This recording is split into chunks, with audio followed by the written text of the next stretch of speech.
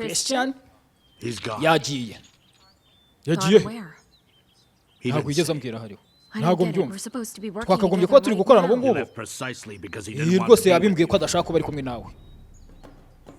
niko yavuze mbwira nihe yagiye nta gitekerezo mbifiteho pe yagiye kuri airport se airport yego nyine arashaka kujya guhagarika Marcos na Elizabeth urimo uravuga ibiki agakobwa gahita gasohoka nk'agasazi nako turabizi iyo gasohotse nk'agasazi gutya kirukanka akazi ataye akazi kubera urukundo nawe ndebere ariko abagore bagira imitima ingana afite umugabo bakoranye ubukwe aratwite turabakunda rwose cyane imodoka uburyo ari kwitwarira muri ginani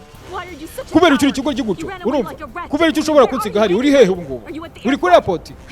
urashaka ko nza guserera aho ngaho urumva nakubwiye ibyo bintu kubivamo kubera icyo utigeze umbwira urumva ndi mu nzira ndimo ndaza aho uri hose ndahagukura urumva kugira umwanya mwiza inteko iri gukoraho kuko ibyo inteko iri gukoraho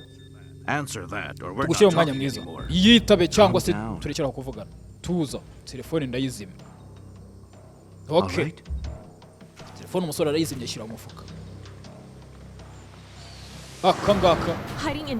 ukora ibyo ushaka byose cyangwa ujya aho ushaka ariko urimo urakora ibintu rwose urimo urakora ibintu uzishyura Christian ndarahiye ibi bintu uzabyicuza ugiye kubyicuza rwose Christian